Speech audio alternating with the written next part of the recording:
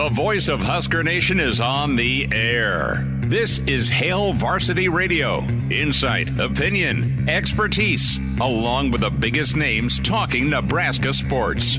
Join in with the show at 402-489-1240 or 1-800-825-5865. Now, here are your hosts, Chris Schmidt and Elijah Herbel. Welcome to it. Tuesdays here. It's Hail Varsity. We're powered by Cornhead Lager. Nebraska-Colorado week continues. Day 2, show 2, as we gear up for Saturday night. And we are excited to have you along on the Hail Varsity Radio Network with Hurrdat Sports, Hail Varsity YouTube. It's where you can watch the show, Hail Varsity Radio Twitter, where you can also watch and follow along. Podcast, a plenty for you. Spotify, iTunes, Google Play. And we're loaded up. We'll check in with Mitch Sherman, his thoughts on Nebraska-Colorado. We will hear from Coach Prime. We'll hear from Dylan Raiola, Coach Satterfield, Mr. Tony, maybe even a little Gifford action, time permitting, in hour 1. In hour 2, we'll spend some time with a graduate of Colorado, and you see him and hear him along the ESPN airwaves, and, of course, the Schick and Nick podcast. Matt Schick will be with us to break down Nebraska-Colorado. And then how about Tim Verghese? Because not only will the stars be out, possibly on Colorado's sideline, but many future stars on the gridiron along Nebraska's sideline. Monster recruiting weekend.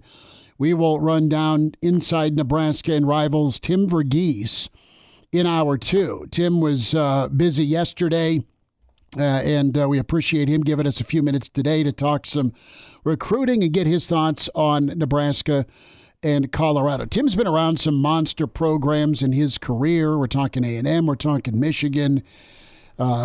Just a really good source. And he's seen these ball games. You have witnessed and experienced these ball games. As a Nebraska fan, you are clamoring for a victory of substance. And, man, you feel great about Matt Rule. You feel great about your freshman quarterback, Elijah. You feel incredible about the defense. But Saturday, it means a ton for both fan bases, and it means a ton for both head coaches. But so far, so good with both coaches treating it like it's just another game. That is what you have to do and have to be as a coach and as a player. A little extra giddy up for sure when you talk to former players about this rivalry. They concede that, yeah, man, it was a big week when Colorado was coming to town or you were heading there. You can't deny that, but you can't let it affect you negatively as a player or a coach trying to do too much, that old adage.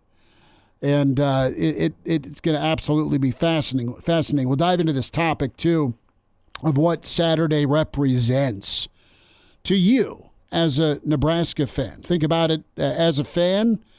Think about it on the stage and scale. I mean, the Buffs pulled in, if you listen to Coach Prime's presser, 4.2 to 5.7 million. It peaked at I think it was 5.7 million. So whether you like us, love us, or hate us, I think what he was saying is you are watching us. You factor in the Nebraska fan base and the eyeballs that won't slide in and find their way into Memorial Stadium. I mean, it could be a monster TV number. It's gonna be massive. It will be. Texas and Michigan play at 11. I think. Look at the games you're going up against. The highlight of the evening window includes Boise State at Oregon. I can't forget about Northern Arizona at Arizona. Okay. We're talking Liberty at New Mexico State. It's a big ball game. But like the ones that are on the major networks. At 6:30, you have Tennessee and NC State, which NC State didn't look great. Tennessee, I know they're going to draw some eyes. That's ABC. On ESPN, you have Mississippi State at Arizona State.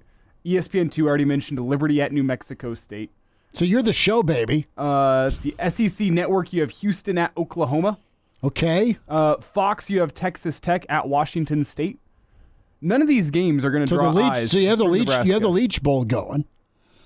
Yeah, on ESPNU. But it should be noted that one is a 9:00 kick. Okay, so it's what was Pac-12 after dark. The BTN game at 6:30 is Western Michigan at Ohio State. Who can't keep your eyes off that one? I know, and this is Western Michigan several years removed from a Cotton Bowl appearance. Basically what I'm saying is this game will have a lot of eyes on it. It will have a ton of intrigue. And listen, there's so much season left for both teams. Whichever team doesn't come out alive, you still have chances, right? But as a Nebraska fan, can dial in 489-1240 or 800-825-5865. We'll get to our starting five in a moment. But this game represents progress as a program. And I don't know if Deion and the Buffs end up bowling. They end up 7-5. I do know that you have really exciting players. You have that wow factor on the Buffs sideline with Hunter and Horn and Shedeur. But it's a little bit bigger than just, all right, can you tame some future Sunday talent for 4 quarters if you're Nebraska's defense? Can you slice up a defense if you're Dylan Raiola, Nebraska's run game, and Nebraska's weapons on Saturday night? It's moment and pressure and stage. All the stuff that we love talking about and adds a lot of spice to the matchup, the meeting, right, the fallout. Listen, you're not going to crown Nebraska if they win this thing Saturday. I think it'll be a yet another deflator for you as a Nebraska fan early in the season. And you've gone through a lot of them. You've gone through too many, and Matt Rule and his staff are trying to fix that, right? It's game 2, season 2. It'd be really nice for Nebraska to be 2-0 for the first time in God knows how long. You got to go back to 2016? The last time you started out 2-0? Well, I think you can go to the same season. When was the last time Nebraska won a game of substance? Like a game that was one of those games where the week before you as a Husker fan are counting down the hours, like work starts to feel really long, like the game's coming up. I think you have to go back to that Oregon game in 2016. That's absolutely probably the last time Nebraska had a game of substance that was hyped up nationally, a ranked opponent, a game that you think, man, Nebraska can win this team can be good this year, helmet ball game. The one that you're counting down the days for as a Nebraska fan, I think you have to go back to 2016 Oregon. Nebraska's got another opportunity on Saturday, though. They do, and the crowd will be full throat. The crowds will be well lubricated, and it is going to be an amazing scene. But it is proving ground for Nebraska. It is about relevancy for Nebraska because you beat Prime. And listen, Nebraska and Rule and company, I don't think publicly are about adulation and roses being thrown at them, right? They want to end the year playing their best football game. He has said that. It's what do you do week to week, and you got to go the macro level here with this football team. And as a player and as a coach, you can't be looking ahead. That's so hard to be the same football team every Saturday you show up. And too many times with the age ranges between 18 and 23, you're either high or you're low, or you're looking ahead or you're not focused. I mean, how much do you treat football like a pro? And you've got a pretty good feel, I think, a maturity about this football team because of their experience, the older guys that are back, but even some of the younger players that are contributing. You've got a really good dynamic that way. But you get Saturday done if you're Nebraska. What's it mean? It continues hope, continues joy, continues those good vibe feels that you bumped into or were a part of last Saturday night when you were having a cocktail with a friend in downtown Lincoln. Or you were at a tailgate. You're going into this ball game hoping that it can turn out and you can have nice things as a Nebraska fan as you look to a fun season and a kind of the ending the drought, so to speak, when it comes to your postseason, your relevancy, and how you perform on a big stage. Look, you're both not ranked. There's no national media credentialed to this ball game. It's two unranked teams that you're kind of wondering about. All right, is there more for them to go chase this 2024 season? And yes is the answer, but this is, I always thought this might be a springboard, and it is in this sense from a momentum standpoint if you're Nebraska football. Keep the momentum rolling. It's simply put, like the momentum, you have got to win every game in front of you for a chance to be undefeated headed into Columbus. Like that's not to look ahead a whole bunch of games, but you look ahead. You have to go 1-0 every single week. But what this is to me for the fans is it's something we talked about last week. It's a chance for that hype level to crank up, for the excitement around the program to crank up, for there to be good vibes in this program. We talk about game of substance. I think 2016 is the last time you had good vibes around the program. Yeah. Where after the first 2 weeks of the season, Husker fans think, you know what, this team can be good this year. It's been a while since we have felt that way. And that in and of itself can go a long way. Just a team that is playing with the entire state behind them as opposed to, there's a portion of the fans that are behind them. There's a portion of them that want the head coach out. There's a portion of them that show up just because it's the thing to do on a Saturday. To have a whole stadium and a whole state truly behind you, that's what's at stake to me on Saturday. Like, you want a chance to be the thing around here. You got to win this game. You don't want it to drift to, hey, here we go again. Yeah. I mean, you don't, and I don't think you're going to have the same checkout mentality that you had last year. You started 0-2. But you could have that mentality of that creeps in of, well, Dylan's going to be good someday. Right. This may not be their year. And it's a shame, Elijah. You know why? Because you've got 45 guys on defense that came back, and you've got a really good defense. Mm-hmm. Man, it'd be nice if you have an offense, you have experience on the line, you went out and got guys on the outside to make plays. You've got 4 running backs they're going to keep handing the ball off to that are more than serviceable. They're not LP or Calvin Jones or Derek Brown or Amir Level, but they're good enough to go get you 100.5, line permitting. So let's get to our starting five. We'll hear what Coach Prime had to say about Rule and Nebraska. Uncle Jimmy is in. He just reminds us that he thinks Florida State may be a tad bit overrated.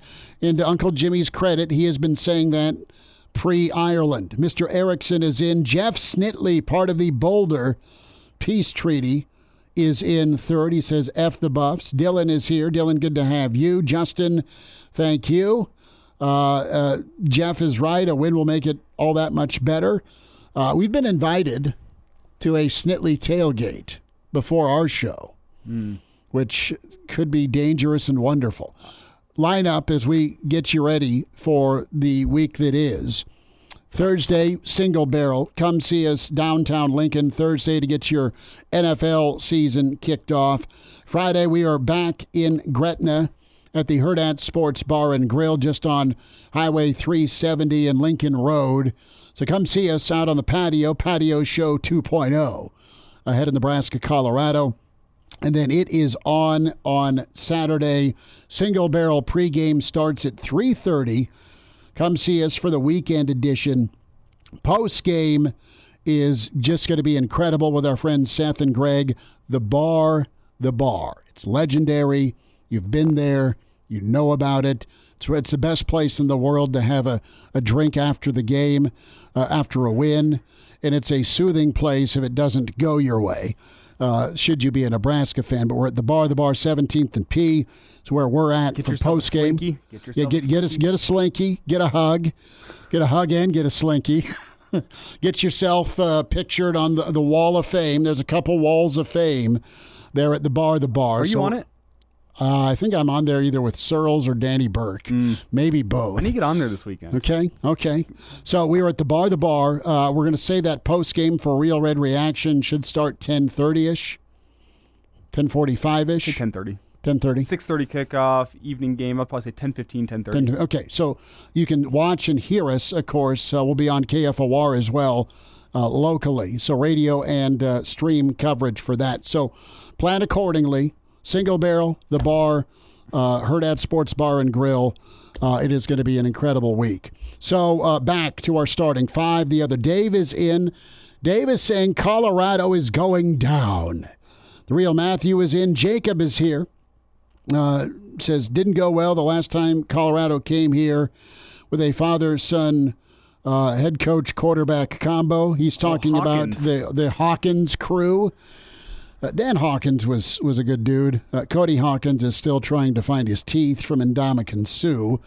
Jack is here. Jack says, heading out in the morning to a work conference, and then I'll be on my way to Memorial Stadium for Saturday night. All caps. Jack is screaming, "Go Big Red."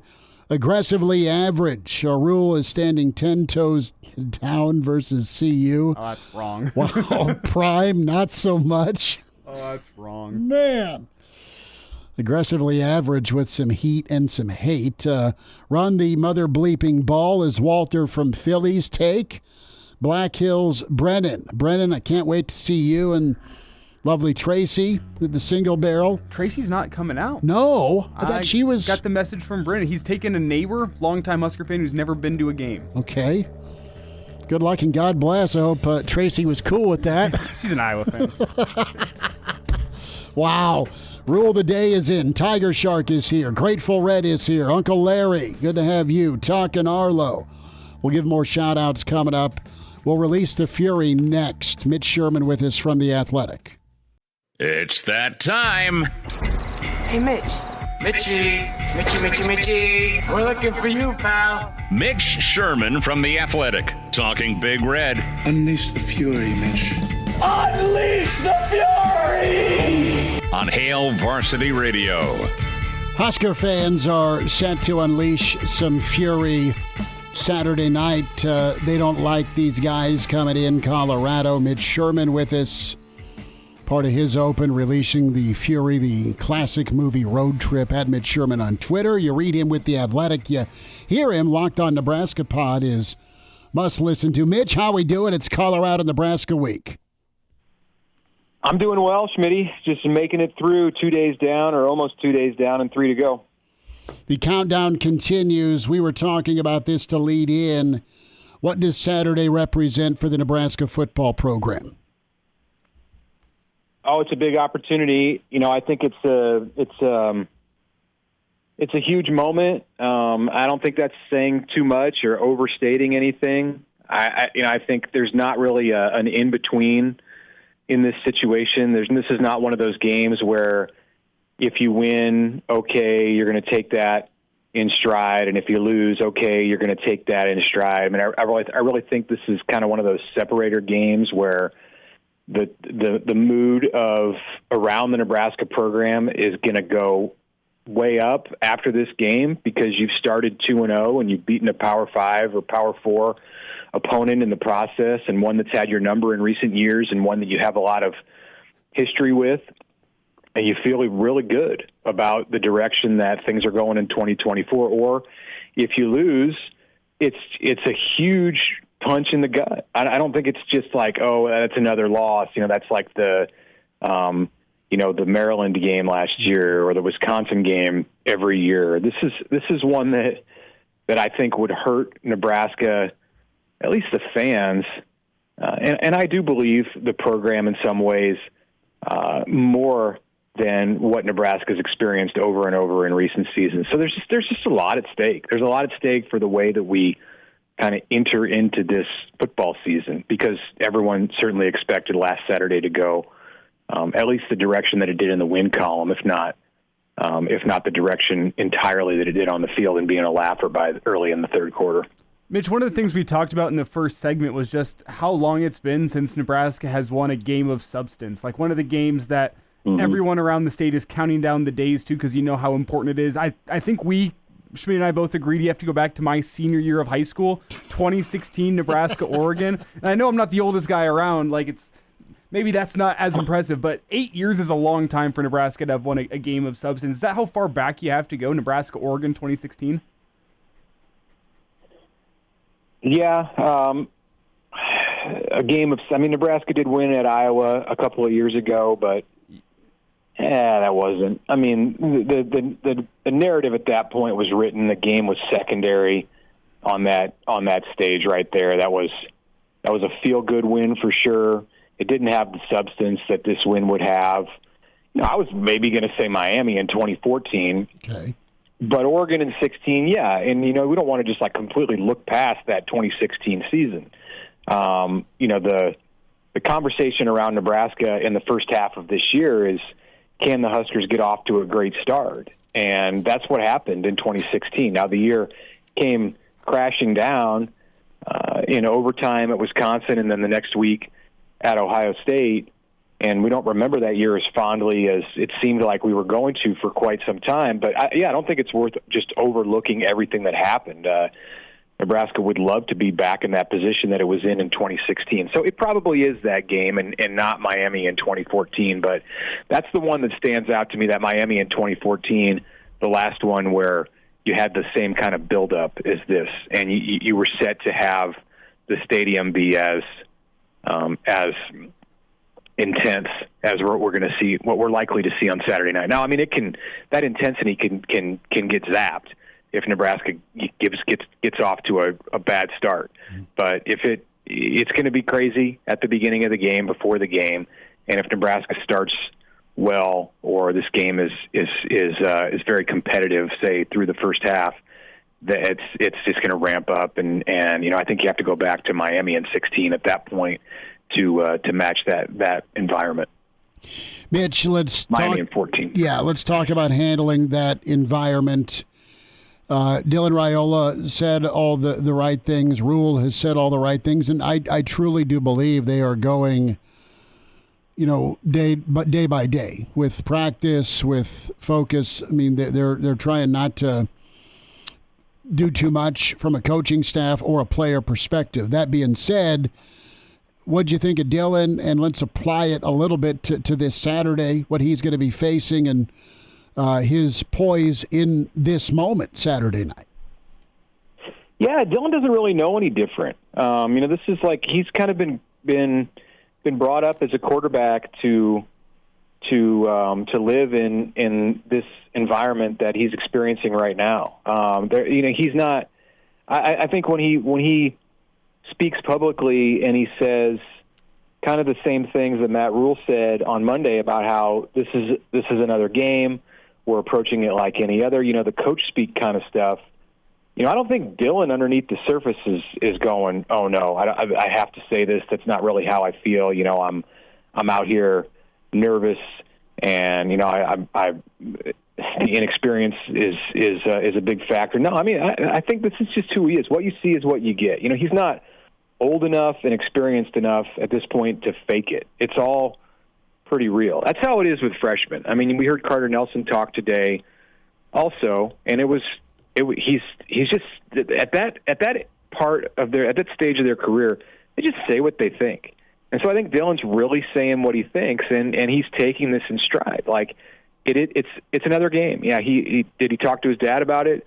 Not very much. His dad just reminded him, I never lost to the Buffs. So there you go. There's some motivation for you. I don't think there's more to read into what Dylan Raiola has to say than goes anywhere beyond what you actually hear him say. He's telling you what he thinks, and when he's a senior or a junior, maybe that'll be different, because at that point he'll be more jaded and wise to the ways of everything that goes on in college football, and maybe he'll be trying to get some message out. But this is just him, and I think that works very much in Nebraska's favor, because he just sees it as another football game. It's Mitch Sherman with us here from The Athletic, talking Nebraska-Colorado as we get you geared up for the big one on Saturday. And Mitch, as you look at this, do you think this game comes down to Dylan Raiola, if you will? Do you understand what I'm asking with that question? Do you think he's the guy that Nebraska can go as far as Dylan Raiola can take them in this game on Saturday, or do you think there's other pieces of this team that are going to be more important for Nebraska's ability to go get a win? On the offensive side, yeah. I would be just looking for a way to contradict you if I said anything other than that. The quarterback is the most important thing on the offensive side. Sure, they've got to be able to establish the run, and you saw Nebraska's ability to convert third downs with the running game in the opener, and that was great. And they were going to want to be able to do that again. But it comes down to the quarterback. Part of the reason that Nebraska did a nice job of converting third downs with the run game against UTEP is because UTEP couldn't load the box. You can't load the box against Dylan Raiola and those receivers. You have to respect the pass. And until some opponent proves otherwise, that's going to be the case moving forward. So, yes, I do believe that Nebraska can go as far as he can take them. Nebraska will go as far as he can take them on the offensive side. But this team preaches complementary football, and the defense is every bit as important. What the defense can do is every bit as important as what the offense can do. We heard Deion Sanders at halftime last week for Colorado talk about how the Buffs felt like they needed to score on every possession. And that was coming off the field after a first half where North Dakota State got something done on just about every possession that it had offensively. And then the Buffs tightened up on defense in the second half. Well, how's this game going to play out at Memorial Stadium on Saturday night? If the Buffs need to score on every possession offensively, if they feel like they need to score on every possession offensively, then the Nebraska defense has a chance to win this game for the Huskers instead of the quarterback. And I think you feel more comfortable if you're Matt Rule and this coaching staff relying on the defense to win you the game than your freshman quarterback who's making his second start. Let's get into the black shirts for a moment, Mitch, and level of concern when it comes to this matchup. Nebraska's secondary, the Buffs, wideouts, that D-line and secondary combo. Does Nebraska have enough to make it happen with this atmosphere Saturday night? Or is it going to be big play after big play like it was a year ago for Colorado? I'm sure they'll hit a couple plays. You just want to limit it if you're Nebraska on the defensive side. Like Travis Hunter, Jimmy Horn Jr., these guys are great receivers. Deion Sanders is an NFL quarterback. They're going to make some plays. You can get pressure on him, and he's still going to stand in there, absorb some hits, and make some throws. He's going to do some things that look spectacular. But you can still win the game when that's the case, and 8 opponents that Colorado faced last year showed that. And, some of that Travis Hunter was missing with injury, but I don't know that he would have made the difference in a bunch of those games. Like Colorado got exposed after the first 3 weeks of the season when they went to Oregon and from then on. And, Nebraska's on par with the teams that beat Colorado last year to a level where they should be able to do it. They have to execute, but the formula is there. And just because Colorado has great receivers doesn't mean that it's going to score on every play. Like the defense is going to win some of those battles. Not just because the corners are able to shut down Travis Hunter and his running mates, but they can do it with their linebackers. Nebraska can. They can do it with their pass rush, with their defensive line, in making Colorado one-dimensional. I think Colorado is it's an easier challenge against Colorado this year to make them one-dimensional, to take away the run game than it was a year ago. I don't think the Colorado running game is as strong as it was last year, and it wasn't all that strong last year. So there's for sure some weaknesses there that Nebraska can exploit. And if Colorado's a one-dimensional team and all it's going to do is go out and throw the ball over the top and try to beat you that way, well, that's an offense that Nebraska would like to try to defend. Mitch Sherman with us from the Athletic Locked On Nebraska podcast. And you read Mitch on the Athletic at Mitch Sherman on Twitter. Mitch, going to be a ton of fun Saturday night. Thanks for giving us a few minutes to talk Nebraska and Colorado. We've both seen a ton of these ball games, and maybe one last time for this rivalry. Absolutely. Looking forward to it. Thanks a lot, Schmidt. All right, bud. There he is, Mitch Sherman with us here on Hail Varsity. Appreciate his time. Coming up in hour 2, we'll check in. Matt Schick going to join us as his thoughts on Nebraska, Colorado. Schick did a lot of recruiting shows with a guy named Prime. And then Tim Verghese on the recruiting front. Open phones here for you till the 5 o'clock hour, 489-1240 with Hail Varsity.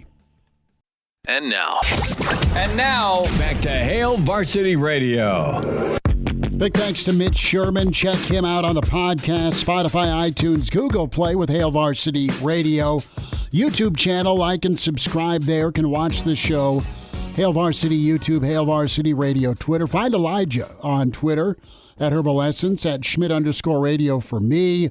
And we may have our own in-person roll call. Jeff is here. Brent is here. Also in the stream. Dylan's asking who's all going to the Single Barrel We'll be there pregame 3:30 to 5:30 on Saturday. The bar, postgame. Connor, you got it. Also may require a visit. Connor, you are 1,000% right. Get yourself a victory slinky if you're a big Red fan. Happy CU week, boys. I think what our old friend Connor Clark is saying is drinks on him at the bar. Connor doesn't know it yet, but he's going to be stuck in studio Saturday night. Connor is going to egg my home. We'll leave a slinky in here for you, Connor. Real bright. It'll be from a week ago. Ice is all melted. Yeah, right.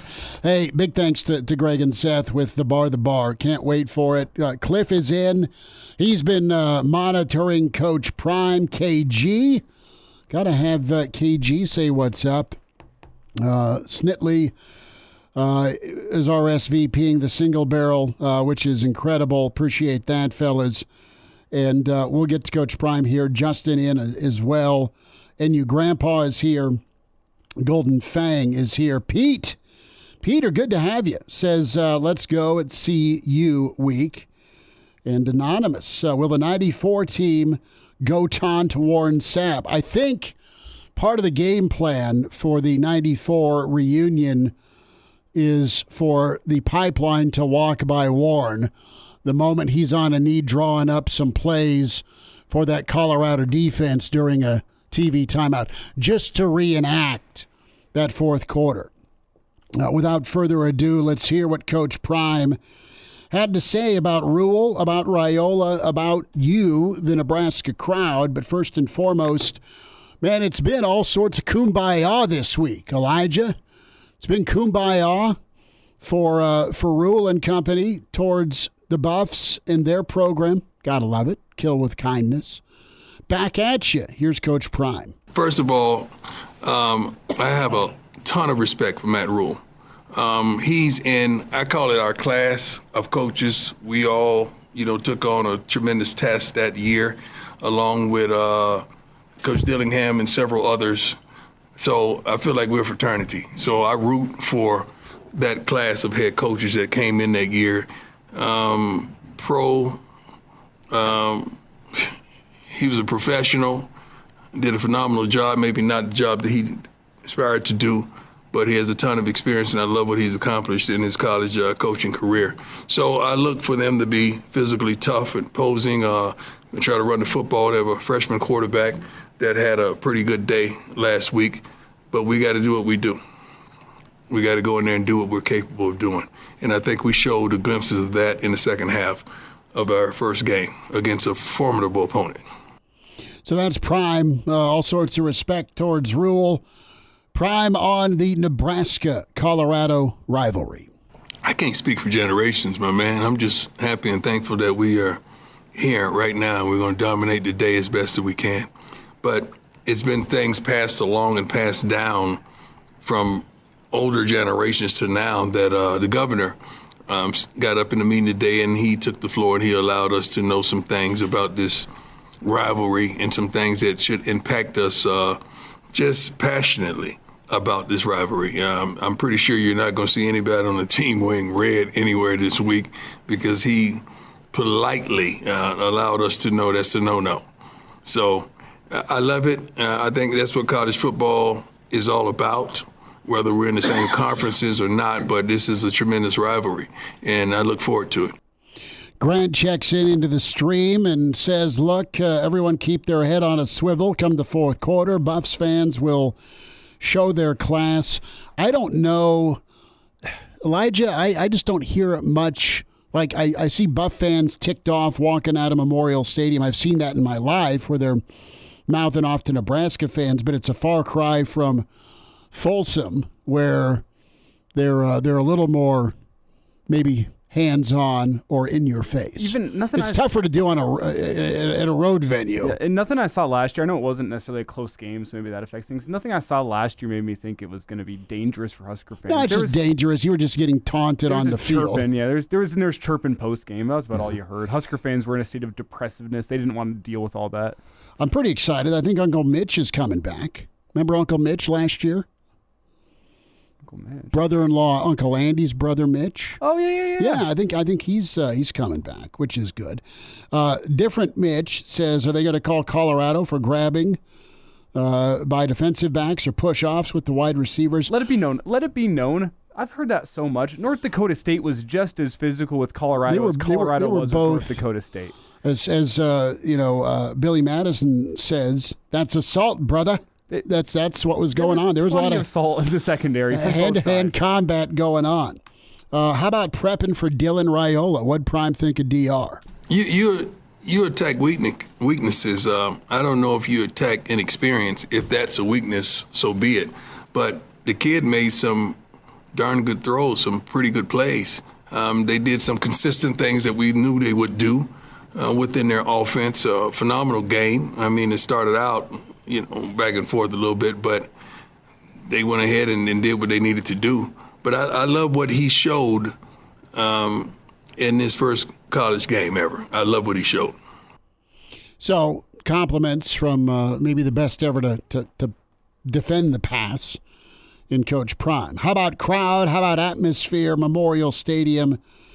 How you dealing with simulating Saturday at 6:30, Coach Prime? You doing anything special in practice this week to prepare for the atmosphere, the crowd noise? Yeah, we started that today. Most definitely. Great question. I don't know. Eat Beef is in. Says Dylan has a dad bod. I wouldn't go as far as to say that. That was a change of pace. Yeah. There we go. Deion says, truthfully, I wouldn't watch two teams who didn't make a bowl game last year on prime time nationally. But it's the Nebraska-Colorado. You got a whole dose of nostalgia. People, Saturday night. People are tuning in, whether they like Colorado or not, to either watch them win or watch them lose. People are going to tune in for Nebraska because this guy reminds us of of Patrick Mahomes. That's been cranked up to 10 this week. It'll be a healthy. I think Nebraska might be close to outdrawing Texas, Michigan if I had to forecast. I think you're wrong. Texas, and I think Michigan probably the high straw of the weekend, but I think Nebraska-Colorado is going to be right there. I think Michigan is going to get destroyed. I agree. I have Texas by 21. Well, your money, not mine. But I think it's going to be a long day for Michigan fans, and I think Nebraska-Colorado might be a closer game longer. Brian checks in the stream. You're welcome to provide your comments or dial up 489-1240, Hail Varsity YouTube as well. Brian says Nebraska is not losing to Colorado. It'll be a dogfight, but it's our time. Yes, CU has playmakers, but I trust White, his staff, to slow down the Puffs. And that's a hilarious nickname Coach McBride has used for his alma mater, the Puffs. We'll wind down this first hour. Matt Schick, 15 minutes away. It's Hail Varsity, and we're powered by Cornhead Lager. Hail Varsity Radio is live. Now, back to Schmitty. Schmitty's a great guy, but he don't have a brain. And Elijah. You want me to speak? When I point at you, yeah. On Hail Varsity Radio. We'll squeeze in some more comments. Matt Schick in 10 minutes. Tim Verghese from Rivals. Next hour, we'll hear from Coach. Well, we already heard from Coach Prime. We'll hear from Coach Tony White on the Buffs offense. And Dylan Raiola spoke today. A partner with us, excited to tell you about Neiman and Sons. Trevor and Travis and the crew, Neiman and Sons, since 1981, family-owned business, Neiman and Sons. That family company specializing in roofing and siding and gutters, and a strong commitment to customer service and satisfaction. You need a roof, you need new gutters, that siding problem. It's time to call Neiman and Sons today, 402-423-4853, or log on NeimanandSons.com. They've got comprehensive services, community involvement. They've been around Lincoln and the surrounding area for since 1981, but they do such a great job with youth football as well, active in the community, and they're trusted professionals. They're fully licensed, accredited, and they've got that solid reputation because of decades of quality service and the trust factor with customers. Trevor, of course, wore that red in proudly for a number of years down there at 10th and Vine. So get the phone call made, make an email happen if you're needing roofing, siding, gutters, or even some festive lighting this Christmas or holiday season. Neiman & Sons, 402-423-4853, NeimanandSons.com. Proud to tell you about them. Tiger Shark checks in, and I tell you, we're at the Bar for post-game Real Red Reaction live from the Bar 17th and P. Seth and Gregor's having us out. This will be the year we do a post-game, Elijah, after a win. We've done post-games after wins, but never from the Bar. Right. Yeah. I'm saying this is the year. You were there. Be there pregame single barrel, be there postgame the bar. I'm person not counting our chickens for their hatch, Smitty. I'm not ready to make a prediction either. I've got to connect with Clausburn on this Friday forecast, see where he's going to go. But Tiger Shark says, dude, I've been so wasted as a student at the bar. I even worked there. I hope you weren't working while you were wasted. No, that's not what he's insinuating. He worked with Kenny Bell. Kenny Bell, a proud the bar alum, which is pretty cool. DBs, there's a lot of concern with Nebraska's secondary against this wide receiver crew that Colorado brings in. Tell you what, man, it's really going to come down to some pass rush for the Big Red. And can they get home with 4? How often do they bring in 5? Do those front 4 eat? Lanehart, Princewell. Of course, you've got the Butler, Polar Bear, going to be hungry. And does Ty Robinson kind of stack what he did? He was a game changer, game wrecker last Saturday. Can he do it again and make a big-time impact? Mike checks in. One life I'm going to live up to. I'm taking flight. One life, I'm going to live it up. Taking flight. Said I'll never get enough. Stand tall. I'm young and kind of proud. I'm on top as long as the stadium is loud. It'll be loud. Is that music? Yeah, I think he's doing some sort of song. Hour 2, Mr. Schick on the way with Hail Varsity. The voice of Husker Nation is on the air. This is Hail Varsity Radio. Insight, opinion, expertise, along with the biggest names talking Nebraska sports.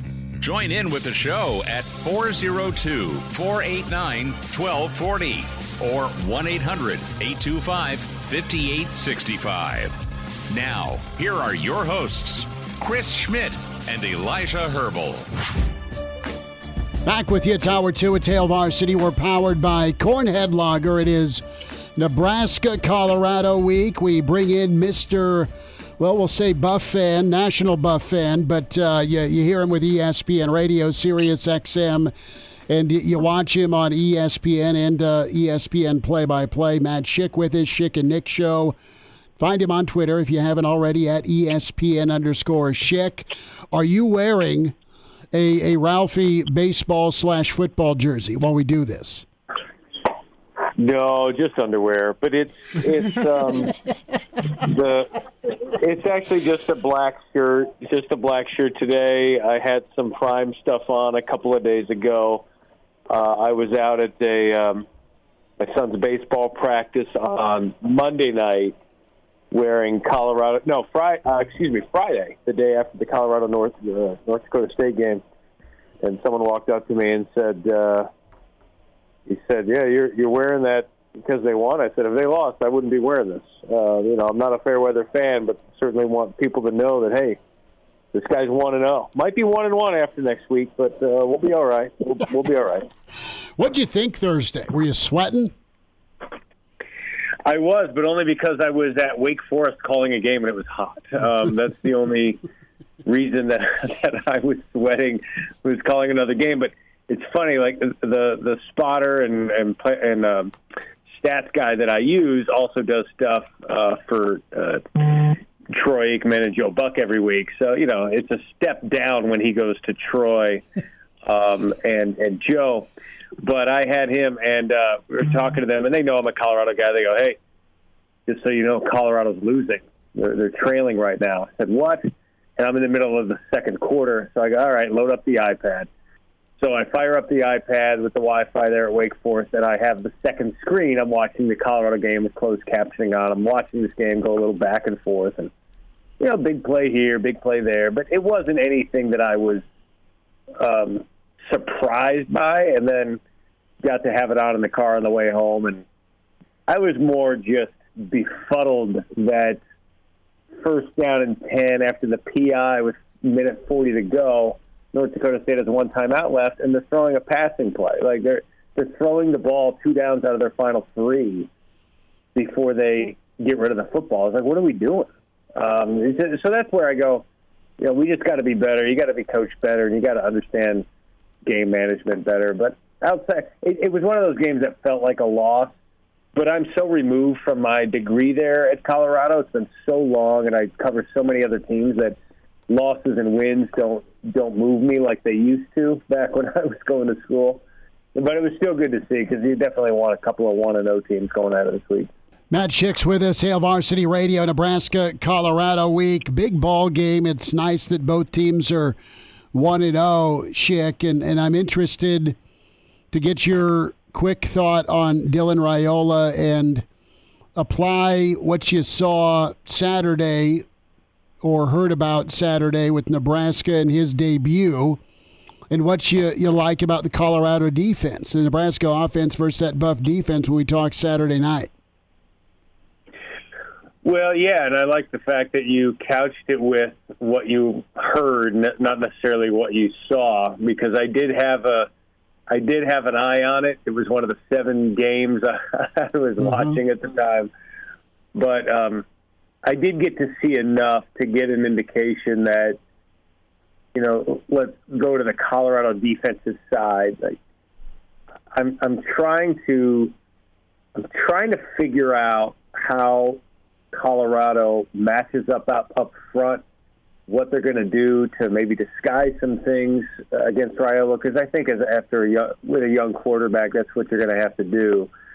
I wonder if Colorado offensively, I know they want to score at will, but do they kind of take the air out of the football? I mean, they couldn't control the time of possession against North Dakota State. It was 36-23.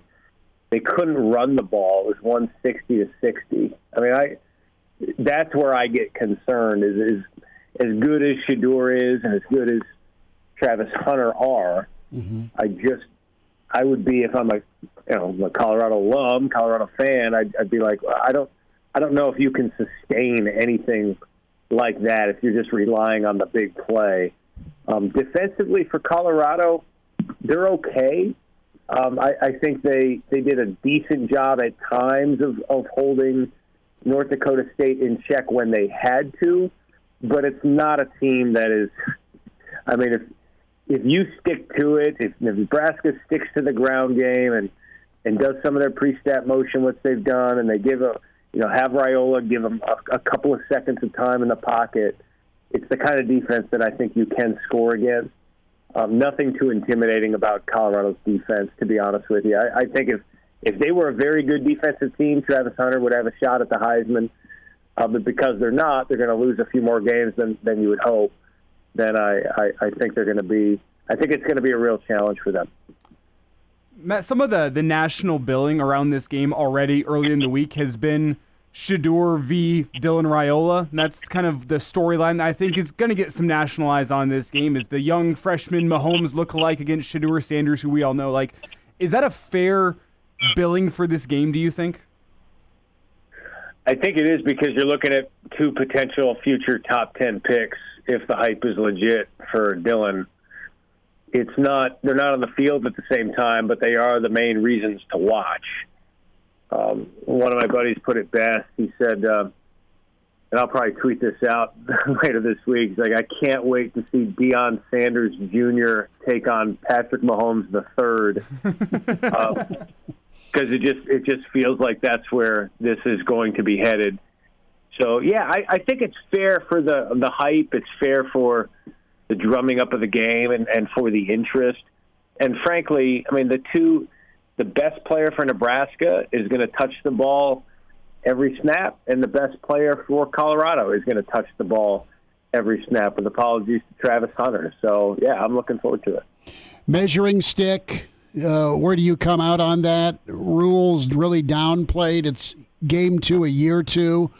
Was watching Prime's presser a little bit ago, and, you know, both sides are killing with kindness, very complimentary of one another, which is I guess different for Nebraska-Colorado. Coaches have always been, you know, respectful, but there is the aura of just knowing how much the fan bases don't care for one another. So on a bigger scale, and you've talked about this before, the want versus the need portion of this, what would a win say or do for Nebraska, Schick, over Colorado? A lot of eyeballs, but just from a confidence standpoint for a bigger picture 2024. Well, I think and you mentioned what I was talking about the last time I was on, was that, you know, Colorado wants the win, Nebraska needs the win, and I think that's a fair assessment for this. Where, you know, if you're talking about the Nebraska side of this, I mean, it's hard to believe, and I know they've only played 3 times in the last 13 years, but Nebraska hasn't been on the winning side of this thing in 13, 14 years. And I think just doing something that you haven't done in a while, you know, likely it being a close game, winning a close game at home, doing it against your rival. So when's the last time Nebraska won a substantial game? And it doesn't mean Colorado has to have a number next to their name, but it does signify that, you know, Colorado a year ago was the toast of the town. Maybe that glass of champagne is now being passed to Nebraska at the end of a game like this. And that could very well be the case. You know, I don't necessarily believe it's not necessarily a measuring stick. I mean, it can against Shedeur, it can against Travis Hunter and a couple of the guys for Colorado. Mm-hmm. But it's more about, has the program gotten to a point where it wins a game it's supposed to win, expected to win, and doing it on a national platform for all eyes to see. And Nebraska hasn't done that in a while. And so I think that, you know, the talking stuff is fine. But I feel like if Nebraska gets this win, it's okay. We've done a lot of nice talk. We've done a lot of talking about where we think this program can get. A win over Colorado is almost a stepping stone rather than a springboard. It's like, okay, that's the next step. Now we get to the next game, and now we get to, you know, take care of next week. Maybe this is a team that can go 5-1, 6-1, get into Ohio State. But in order to be relevant, you've got to beat relevant teams. And right now, Colorado is more relevant than Nebraska simply because of who's on their sideline. And they can switch that. I've said, you know, on the Schick and Nick podcast this week, I said, you know, Colorado's built for now. Nebraska's built for the future. And Nebraska can determine and let people know that the future is now if they get a win on Saturday. Matt Schick with us, Schick and Nick Show, ESPN, ESPNU, Sirius XM at ESPN_. Schick is where you follow him.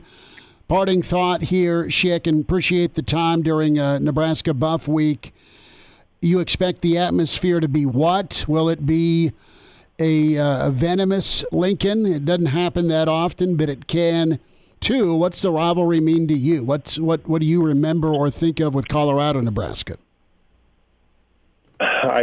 Whenever this week rolls along, I think about a lot of different memories. I think about watching the game from the stands at Colorado, watching, I guess it would have been Dan Alexander scamper down the sideline on the first offensive snap for Nebraska, and me thinking, okay, this is how this is going to go. And Colorado comes back a little bit in that game, but winds up losing. I think about Jeremy Aldrich and his kick going wide right. in a chance to win the game in regulation. It goes to overtime, and Colorado loses. I was calling that game on student radio at the time. I lost my voice. I was just, and I couldn't, the next day I was just very sullen. I was like, this is just terrible. Like, this is not where you want to live. I can remember my now wife, girlfriend at the time, Kelly, I traveled to Nebraska to watch I guess it would have been the 2000 game.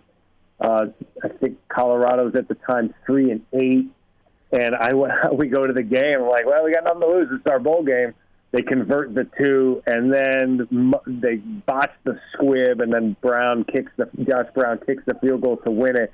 And that was my first time watching a game at Memorial Stadium, my first time being there. And I remember leaving the stadium and getting pats on the back. Hey, good game, good game, good game. I was like, is this genuine, or are they just... I don't want to talk to anyone. I didn't talk to Kelly like almost the rest of the day. I was so upset that it happened, and all these people are telling me, great job. Like, great job for what? Like, we lost the game. I don't want to talk to you. But it was my kind of baptism into Nebraska fandom of like, oh my goodness, these people are really nice, and I really want to win that game. Yeah. And then 2001, of course, I was there again with Kelly, with her, part of her family. They had come up for the game. And it's 2001, and we're in the end zone, and I didn't think Colorado would win that game. And Chris Brown scores 6 touchdowns. We're in the end zone for like 5 of his 6 touchdowns. And I'm standing next to my girlfriend, now wife, and she's like, she can't speak. She's very upset. Colorado fans are flipping them off. And there's nothing I can do about it. Like, it is what it is. Like, I'd love to stand up for you, but this is the rivalry. And then at the end of the game, I'll never forget it. We go down. We didn't go onto the field, but we went down in the corner of the field. And my wife is next to me, girlfriend, my father-in-law, future father-in-law standing next to me, my future brother-in-law is there, and my dad and my brother and my sister. And we're all there. And the people from Nebraska, my girlfriend, they're all in red. And John Embry is the tight ends coach at the time, future failed head coach of Colorado. And he's standing there, and he looks at them and looks away quickly, but they could tell he saw them. And he yells at the top of his lungs, he goes, "That's going to be a long trip back down I-80. And they will never forget or forgive John Embry for the salt in the wound at that moment. And I just thought it was fantastic when it happened. But then, of course, you work and start covering Nebraska, and your allegiance doesn't change, but certainly your perspective does. And so even if Nebraska wins, it's not going to get at me, except for the people who think it really bothers me, and that's when it bothers me. But I'm looking forward to it Saturday night. It's going to be an incredible atmosphere to watch. I'll watch it through the TV. My wife and 10-year-old son will be there in attendance. I've tried to convince my 10-year-old to wear Colorado gear. He has refused. I told him if Colorado wins, at least put a Colorado thing underneath your shirt so you can pull it up at the end, so you're at least on the winning side no matter what. I think he's refused. So, but they're looking forward to it. It's going to be outstanding. I wish I could be there. Schick will hopefully get to do this again with Nebraska-Colorado. Doubtful, but we'll see. And thanks for sharing some of your thoughts, man, on this. Yeah, wish they played every year. But until next time, thanks, guys. Enjoy the game. Appreciate it. Good stuff from Matt Schick, ESPN, ESPNU, Sirius XM, and, of course, his time at CU as a student. We have plenty more coming this week. Nebraska, Colorado, the rivalry. Some big-name Huskers going to be on the program. We'll check in recruiting. How's that going to be on the sideline Saturday? Tim Verghese next. And now, back to Hail Varsity Radio. Thanks for spending time. It's Hail Varsity. It is Nebraska-Colorado week. Day 2 for us. Reminder, road show Thursday this week. 4 to 6 to get your NFL season in 2024 year kicked off before Kansas City, Baltimore. Single barrel, 4 to 6 is we're on the road Thursday. Gretna, the Hurrdat Sports Bar and Grill patio show men and women. It'll be incredible. Be out there, fabulous weather. Pop in for some Bang Bang or Boom Boom sauce, some wings, a cold cornhead lager before you get off to high school football. Saturday, you've been waiting for it. Payback for the Buffs if you're a Nebraska fan, as we'll be at the Single Barrel 3:30 to 5:30, the weekend edition pregame show. And then the bar, 17th and P. What do we decide? 10:30-ish? 10:15-ish. 10:15. Because it's a 6:30 start. Football games go just over 3 hours nowadays. 10:15 post-game, Real Red Reaction live at the bar. Big thanks to Seth and Greg and the crew at the bar. 17th and P. Get yourself a Slinky and enjoy your Saturday night. If you're a big Red fan, hopefully a win. So it is on. We loved it. A year ago, we're out at Big Red of the Rockies. We're in Estes. We're in Boulder.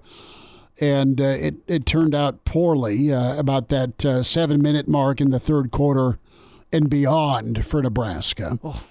So started out poor when we first checked into that hotel or that motel on Friday night. Thought maybe we'd get stabbed in there. Well, what frightened me more so wasn't the clientele at the motel, was the before dawn 5 a.m. Elijah's mistaking his Impala for either a Lamborghini or go-kart as he is taking us down at 5 a.m. The mountain winding road. Is like, watch this, Schmidt. I can go 2 wheels. That's not a direct quote. He's putting words into my mouth. Oh, am I? You had leather gloves on and you had Snoopy goggles like you're a World War I or World War I pilot. I did treat the double. You put leather on and said, "Let's get going." I did treat the double yellows in the middle of the road like a suggestion. You did? It's mountain roads at 5 in the morning. We're gonna have a little bit of fun getting out of there. Don't want to hurt the brakes too much. Dude, you gotta let that thing roll. We're getting ready for bed. It's paper, rock, scissors. Who gets to go number 2 first? I was saving that for the press box. I mean, really letting that thing stew. So it's, there's just certain toilets you're going to break. Yeah. And you're disgusted. And then I do the asthma machine because I was dying up there with the altitude. So I wake you up at 3 a.m. with my electro bong, the nebulizer. Yeah, I do think, though, the overall funniest part of that Nebraska-Colorado trip was actually going to the press box bathroom at Folsom. Oh, yeah, because you walk it. It's unisex. It is. It's for everyone in the press box. Mm-hmm. There's one bathroom. There's 2 stalls, a urinal, and a sink. Uh-huh. Which is funny because you're like... And the sink is real close to the opening door, and there's not a... Well, no, the worst part to me was the fact that it's a unisex bathroom, the urinal right next to the sink on the other side of the door. Mm-hmm. So if you're doing your business and a lady were to walk in, you're just hanging out. That's no good. I was like, who designed this? Well, what's hilarious the urinal's just unusable. Well, you walk in, and if you're taking a pee, there's no blinder up. It's not quite a trough, but it might as well be because it's show and tell. The minute you walk in, you take a wrong look to the left. Exactly. And you feel real good or real bad about yourself. In a unisex bathroom where there's, female reporters, not a good thing. Not what you want to have. You survived it. We'll get Tim Verghese on here in just a moment. We'll get Dylan Raiola's comments on the rivalry, Tony White and Marcus Satterfield earlier from today as well. And good stuff from Isaac Gifford. And Giff is a no-nonsense, pretty much team leader for the Big Red at that safety spot. He's a Nebraska kid, a Lincoln Southeast guy. And he knows how meaningful this football game. And there's a lot of guys that came back. There's a lot of guys that have put a ton of time into the program. There's so many folks that want to get over that big game hump if you're Nebraska. There's so much residual as well. When we talk Nebraska-Colorado, we talked about the moment Mitch Sherman was great about. It is a big game. It does have meaning. From a mood standpoint, your mood towards the program. It has a monster meaning from a recruiting standpoint. And we bring in Tim Verghese inside Nebraska Rivals at Tim Verghese on Twitter. Tim, you've seen a lot of big ball games, man, and Nebraska-Colorado. This rivalry to the fan base is monstrous. You don't get it every year on Black Friday like a lot of us got to see growing up, but it's been a pretty fun home and home. Not on the win total for Nebraska fans, but it's been an exciting game on the schedule. But this thing, what's your temperature like going into this one here from a meaning standpoint from Nebraska? Let's talk meaning this season. Let's talk meaning on the recruiting trail. Yeah, I mean, meaning for the season, obviously, I think, honestly, like, I'll say this much. Like, I think this game, just in terms of what Nebraska wants to accomplish this year in terms of a win or loss, as long as you're competitive, I would feel good about what Nebraska does on Saturday, win or lose, as long as you're competitive. Again, like I feel like I keep having to say that, but a win is huge just from a recruiting standpoint. I think the way I've worded it to someone earlier was a win doesn't necessarily mean a whole lot to every recruit in town, because I think from the recruiting side of things, a win means something, but just being in that environment, I think, is going to sell them on the program more than the actual result of the game. But a win for guys in the region, guys in the air, like Christian Jones, he's planning to be back in town. Isaac Jensen is planning to be in town.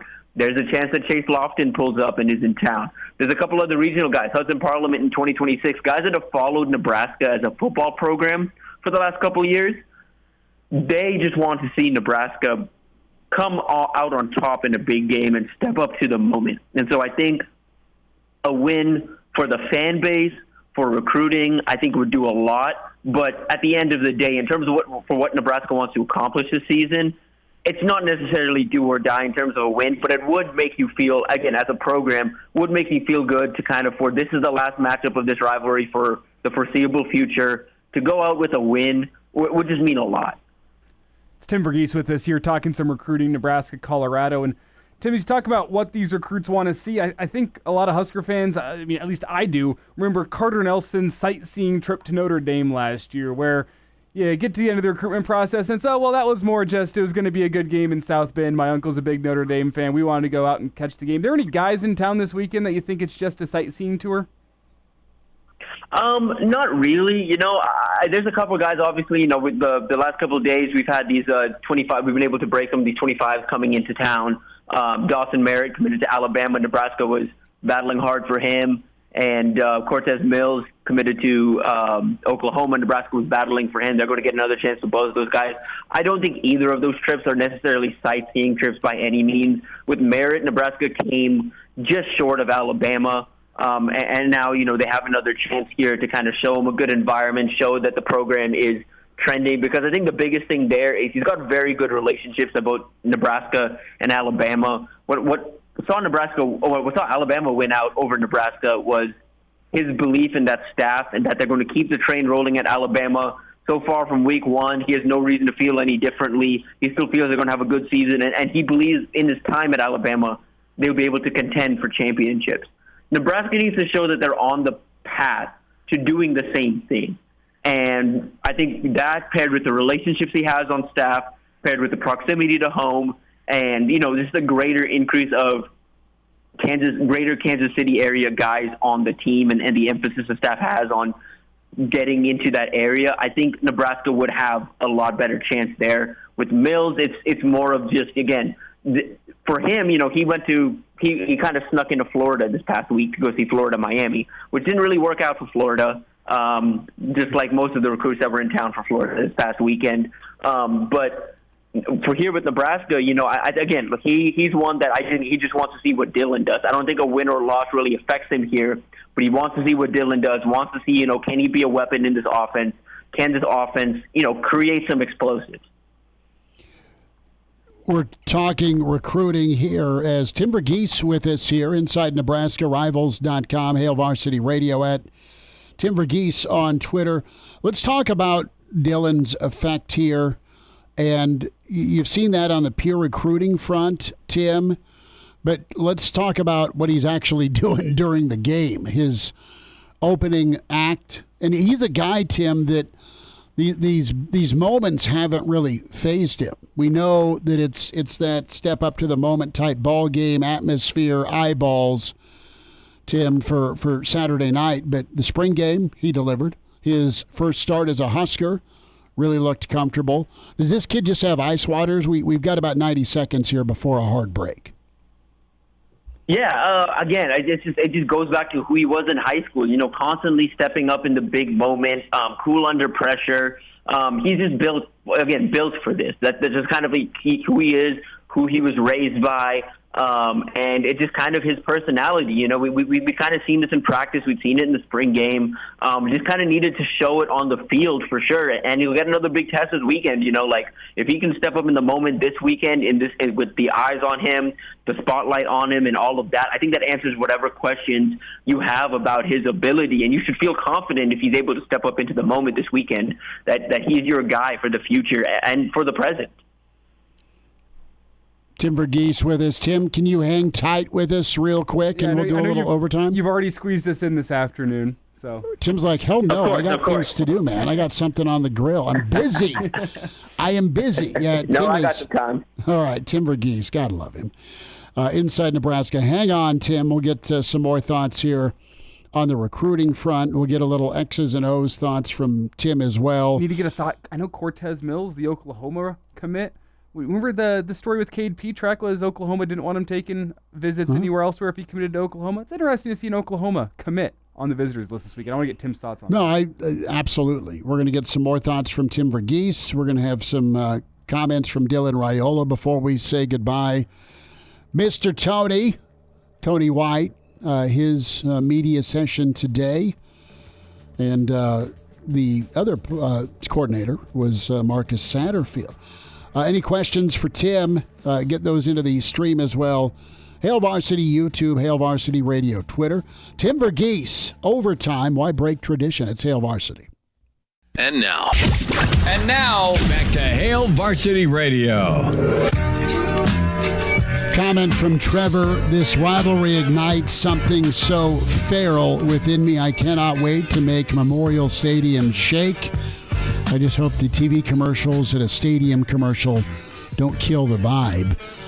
What's on the field will keep your vibe rolling. You have DJ saying this game's going to be pivotal. We're talking with Tim Verghese, Inside Nebraska, Rivals.com. And, Tim, we're diving into that 25, that number of visitors coming to town, the Merritts, the Joneses, the Mills. Is Michael Terry going to be on site as well?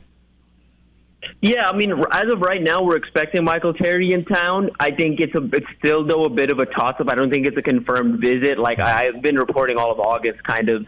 Texas really ramped up efforts with him last month or this past month, and they're really trying hard to just lock him in before he even has a chance to make this return visit to Nebraska. So I think as we're speaking right now on Tuesday afternoon, he is expected in town, but it's not a guarantee he's going to be in town. Down the stretch of this week, I'm hoping we'll have an update whether he's officially making it or not. But again, Texas is working really, really hard right now to prevent him from making that trip. Just like Oklahoma is working really hard to keep Cortez Mills from making this visit, but I don't think Oklahoma is going to win out there. That's where you were going next, Elijah. Yeah. Was Cortez saying, I'm heading to Lincoln? It's interesting, right, Tim? The fact that I mean, this is the same thing with Petrak. The fact that Oklahoma didn't want him taking visits, is Mills just more priority for them, or what's going on with that recruitment? I don't, here's my thing. I don't have a great, honest, read on what Oklahoma's doing here specifically. Oklahoma is still honoring his commitment but allowing him to do this because, like I said, at least from what I've been able to gather, he did sneak into Florida last week, and he didn't really make it known that he was going there, but he did get there, and he's planning to be at Nebraska now, and he's still committed. And again, for those that are unaware, with Oklahoma, they have a no-visit policy for commits. Once you're committed, you're not allowed to visit any other schools, and they're very, very strict about that. But from what I've been able to gather, talking with our sources down in Florida, our reporters down in Florida, it sounds like as of now, Oklahoma's making an exception for Cortez Mills, which does open up, a bit of a can of worms situation where, specifically with guys in Florida and guys that are trying to recruit that aren't regional, it's like, okay, wait, if Cortez is allowed to make visits, why am I not allowed to make visits? Yeah, it is the old slippery slope. Question from Tiger Shark Diver, Tim, to you. With Florida and Florida State wobbly, I believe Tim says, can we, and he's saying we because Tiger Shark's got Nebraska gear, can we plunder Florida State or Florida, some of their recruiting boards? Florida, potentially. I think the cause for concern with Florida State right now is just a little hasty, though, again, it's not obviously an awful start to the year, and, we'll see. But I don't think Mike Norvell's on the hot seat just yet. I do think Billy Napier's on the hot seat. I would also say, if you look at that recruiting class right now, there's not a whole lot in there that you want to go in and can pull out, because I think of the guys that are there, it's Florida guys that if they're not going to Florida, they're going to Miami, or they're going to Georgia, or they're going to school closer to the region. Mm-hmm. But with Florida State, there are two names I would keep an eye on. Obviously, in-state Chase Lofton. I don't think the start to the season has been what he expected from this program that he's currently committed to. Texas A&M's continuing to work there. A couple of the programs trying to flip him from his commitment to the Seminoles. And then another one that popped up on our radar this afternoon, Nebraska is engaging with Florida State four-star wide receiver commit Dalen McCutcheon. He's a top 100 player for us, a top 20 wide receiver in the country, 5'11", 175 pounds, from Lucas Lovejoy, just in the greater Dallas area. He's a dynamic wide receiver committed to Florida State over Texas and SMU and Ohio State. And a guy that Nebraska's hoping to get on a visit at some point this year. He's got a couple visits planned. He's going to USC, a couple other schools, but Nebraska's, having some dialogue there. I think more than anything, I think the staff right now trying to put a bow on this 25 class is just looking for that dude at receiver. And they're back in it for Cortez Mills. They're hoping, they can get Michael Terry in town to try and, gain some momentum back there. But I think the play of Dylan Raiola would find them in more recruitment, specifically at the wide receiver position down the stretch of this cycle. If they do end up not being able to flip Mills, losing out on Terry to Texas, and McCutcheon stays committed, I do think there's a chance, we see a couple other receiver names kind of pop up on the radar if Dylan just keeps up the play that he had this last week. Tim, anybody on Nebraska's current commit roster? Simpson, the defensive lineman from Texas. Is there smoke with some in-state/home state schools checking and continuing to recruit him? Jamarian Parker. Anything wobbly right now on the Nebraska front with teams continuing to make phone calls and prod a little bit? Yeah, there's a couple right now, which is natural, and honestly, I think it's a credit to the coaching staff finding some of these guys as quote unquote steals, and now they get into their senior seasons after an offseason of development. Some of these other programs have a weird board where they're having to, okay, let's go find a steal. Oh, look, Nebraska's got some. And so with Simpson, for example, Texas never offered, but they're engaging in dialogue because they're looking for a couple more D linemen, and so there's some communication there. He's potentially considering a visit out there just to see what it's like. And I think, an offer could come on that visit if he does end up making it out there. But he's planning to be back in town this weekend, and Nebraska's hoping this weekend can kind of lock him in. There are schools engaging with Jamarian Parker, but by everything I've been able to gather, he's pretty locked in. His relationship with E.J. Bartell's real good. He believes he's going to be able to come to Nebraska and contribute pretty early. Another one's worth keeping an eye on, or two worth keeping an eye on, Bryson Weber, the tall corner out of Fort Bend in Texas. He's committed, obviously, but Baylor and TCU and Utah are still engaging there. Nebraska beat out those three schools for his commitment initially. Those three schools are still in pursuit, and he's a guy that I wouldn't be surprised if another good year of film from him sees, some of the local regional schools like Texas and Oklahoma, Texas A&M and LSU potentially engaging as well. And then Jeremiah Jones, the athlete commit out of Kentucky, he's got a couple of schools just monitoring him. Missouri hosted him at the end of July. He kind of snuck into Missouri at the end of July, got an offer from that staff, and that staff has been hard on him, trying to flip him. What's interesting there is Nebraska kind of recruited him as an athlete. They were like, we just want you on campus. We'll figure out position when you get here. A couple of schools that are involved that are trying to potentially flip Florida State, Louisville, and Missouri all kind of see him as a tight end on the offensive side of the ball. So the fact that I think Nebraska is more willing to move him on both sides of the ball and be a little flexible with him, I think that benefits Nebraska right now, but I'm a little wary of the Tigers in that recruitment as things stand. Tim, last thought here, about 15 seconds. Any names you're following as the week progresses to see if they make a trip to Lincoln? David Sanders Jr., any chance he finds his way to Lincoln? Yeah, I mean, it's something we're monitoring. I'm not really expecting it as things currently stand. Chase Lofton's a big one, just worth keeping an eye on. There's a couple 26s I've got an eye on that could sneak into town, and Titan Davis for one out of St. Louis. He hasn't really made visit knowns clear just yet, but I think there's a chance he could make it in. Nebraska's hoping to get some more guys in. I think we've got some surprises in store for the backstretch of this week heading into the weekend. Tim Verghese, Inside Nebraska, at Tim Verghese on Twitter. Tim, we'll see you Saturday. Appreciate your time, bud. Yes, sir. See you Saturday. All right, there he is, Tim Verghese. We'll wind down a Tuesday next. And now, back to Hail Varsity Radio. We'll get you a rundown, again, road shows this week. Pre-game, post-game, places to be Saturday for Nebraska-Colorado. Chris Schmidt, Elijah Herbel. Big thanks to Tim Verghese, Matt Schick, Mitch Sherman with us today. Spotify, iTunes, Google Play. It's where you can download the pod, can check the video. Hail Varsity YouTube, like and subscribe. Hail Varsity Radio Twitter. Reminder to get buckled up. Driving is a full-time job. Phones, food, and friends need your attention when you're not driving. So stop the distractions. Just drive. A message from the NDOT Highway Safety Office. Thursday, Single Barrel, kicking off NFL 2024, Baltimore, Kansas City. We're at the Single Barrel, 9th and P, Thursday, 4 to 6. Friday, our friends in Gretna or Elkhorn or Omaha, come on by just off of 370 and Lincoln Road, the Hurrdat Sports Bar and Grill. Get some wings, get an incredible sandwich, some nachos, cold beer, and be part of patio show number 2. Yeah, the weather looks like we should be good for another patio show, correct? Absolutely. Okay. It's glorious. It's going to be 75 and sunny. We're going to need a margarita or 7. I mean, it's really, really just beautiful. High end. That patio show's undefeated. Hurrdat Sports Bar and Grill. You could go margaritas. You could go a couple. We could just do whatever we want. Cornhead lagers and margaritas. Or just stay with the Cornhead lagers. Saturday, Single Barrel. Be there.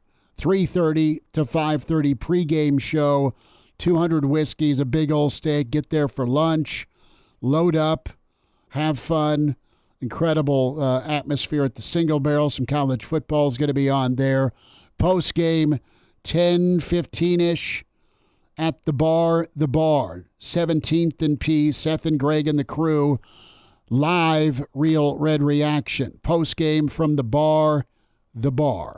You know it. You love it. You'll have a celebratory drink or a drink to cope, depending on how your Saturday night goes as a Big Red fan. We aren't quite ready for predictions. Dylan Raiola is good. That's an obvious prediction. What did he have to say? What does Dad tell him about Nebraska-Colorado? Here's Dylan from earlier today. Well, my dad said that he never lost to them. So every time, or this week, he told me, he goes, just so you know, I never lost to them. But no, I know the rivalry runs deep. But, you know, you got to stay focused, the task at hand, and can't get caught up in everything else. So we just got to worry about playing football and doing our brand of football. So he was asked about last year's CU game, cut 13. I watched the game live, actually. Georgia was playing, and, you know, I was down that game. But, yeah, I watched the game last year. Tremendous atmosphere in Colorado. I mean, never seen a game like that. You know, Coach Prime's going to have his guys ready to play. Hall of Fame coach. I got a lot of respect for him. But, you know, we also got Coach Rule. So I'll trust in him, and we'll be ready to go on Saturday. I love that. Yeah, I was down at Georgia, but I was watching the Nebraska game. Last thought here from Dylan Raiola. Is there a little more meaning this week with the coaches, with some of the older guys in that Nebraska locker room? Yeah, it definitely means something a little bit more to him. You can tell. But, I mean, at the end of the day, he's a coach like a normal football game, and coach was always fiery like that. So he's always going to have his guys ready to be their best Saturday. Well, we will do it all over again tomorrow. Nebraska-Colorado week continues. Mike Babcock, Evan Bland, Mr. Blackshirt from the three-time national championship era, Jason Peter with us. Talk tomorrow at 4. Thanks.